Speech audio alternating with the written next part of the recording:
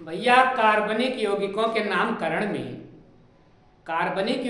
नामकरण में कुछ ऐसे टर्म आ जाते हैं, कुछ ऐसी शब्दावली आ जाती है जो सड़क पर ब्रेकर की तरह हमें आगे नहीं बढ़ने देती, कुछ समझ में नहीं आता।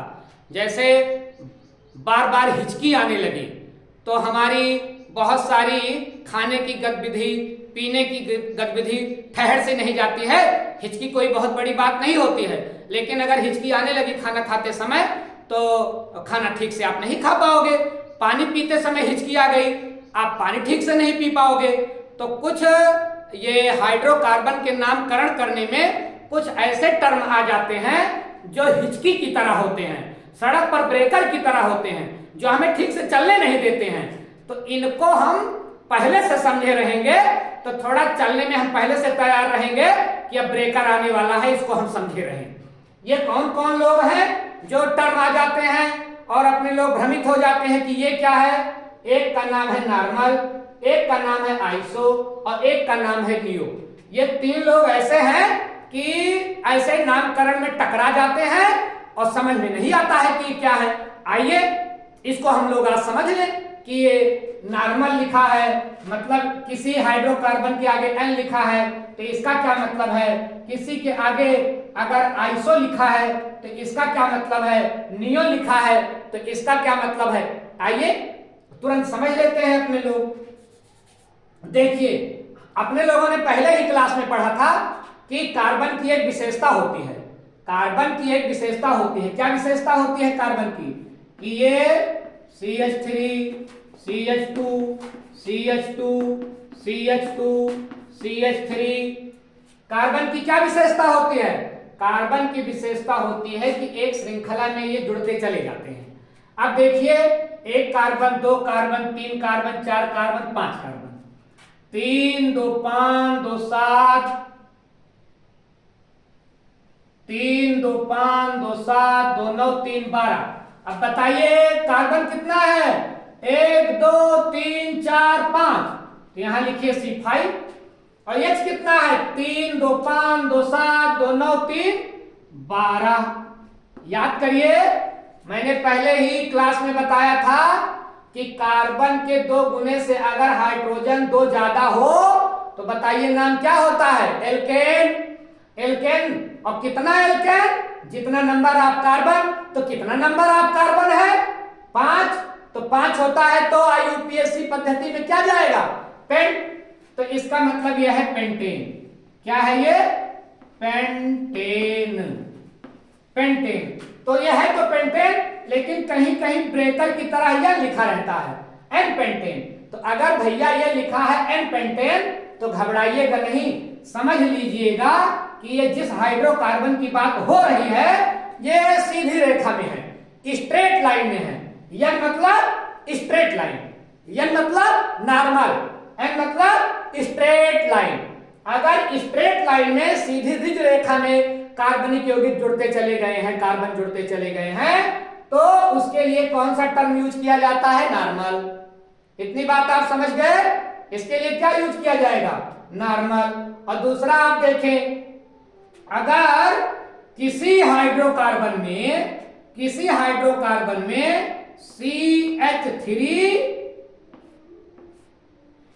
CH3 का 2 और CH जुड़ा है किसी हाइड्रोकार्बन में, ये इतना याद रखिएगा।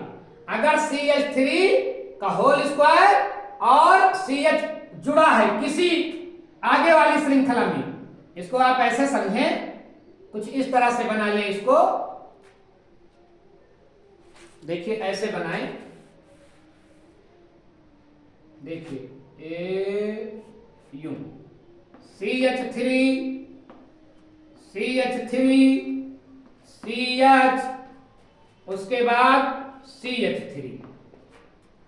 अब देखिए ये क्या है? अब मैंने आपको बताया अभी कि CH3 का होल मतलब 2 और CH अगर किसी श्रृंखला रिज रेखा में जुड़े हों तो बेटा नाम के आगे लग जाता है आइसो। इसका ध्यान रखा भैया, एकदम इसको दिमाग में रखिएगा कि ये आपको याद करना पड़ेगा।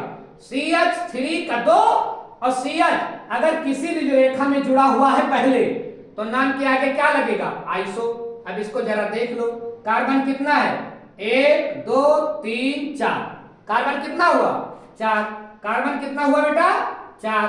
और हाइड्रोजन आओ देख ले कितना है? 3 3 6 1 7 3 10। तो H हो गया बेटा 10। अब बताइए किस फार्मूले पर ये काम कर रहा है? ये काम कर रहा है CnH2n+2। भैया C की संख्या है 4 और H की संख्या है 10। इसका मतलब ये क्या है? इसका मतलब ये है एल्केन। कितना एल्केन? जितना नंबर ऑफ कार्बन। कितना नंबर ऑफ कार्बन है? 4। अगर 4 है तो बेटा नाम क्या जाता है? ब्यूट। तो ये हो गया ब्यूटेन। लेकिन नाम क्या लिखा जाएगा? लिखा जाएगा, क्योंकि ये रिज रेखा में, सीधी रेखा में ये CH3 का 2 और CH जुड़ा है ना, इसीलिए इसका नाम होगा आइसो ब्यूटेन।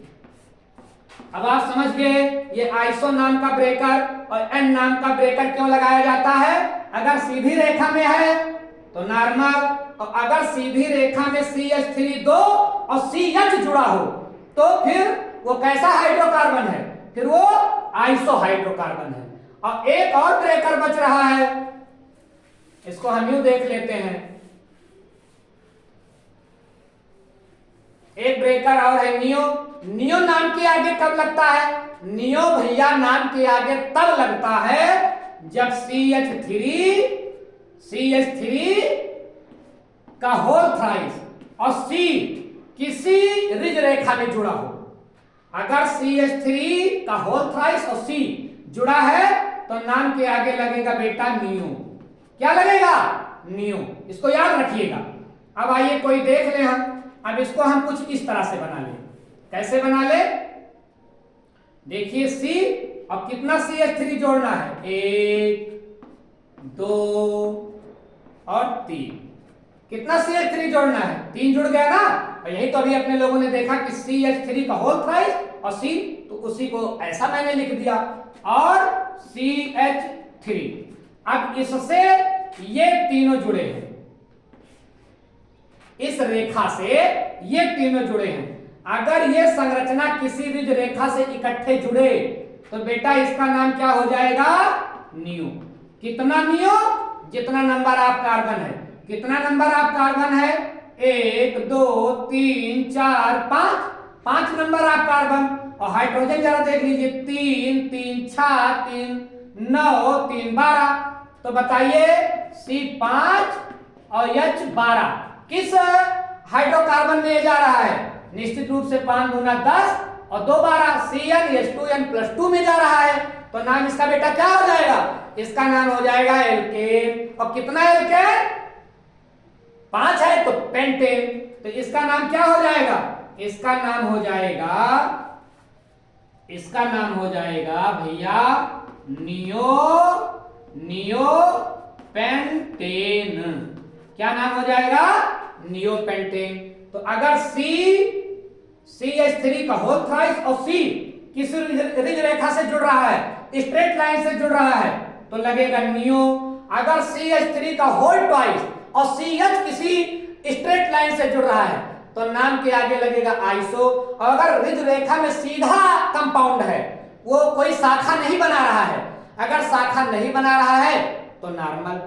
तो ये नॉर्मल, आइसो, नियो, ये जो 3 ब्रेकर कहीं कहीं मिल करके दिमाग को थोड़ा डिस्टर्ब कर देते हैं। मुझे लगता है इन तीनों को आप समझ गए होंगे कि नॉर्मल को हम लोग एन लिखते हैं।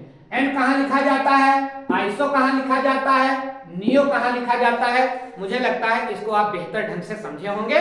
शेष ये कार्बनिक यौगिकों के नामकरण की जो पहेली है, इसको हम ऐसे ही धीरे धीरे नेक्स्ट क्लास में सुलझाते रहेंगे। ओके।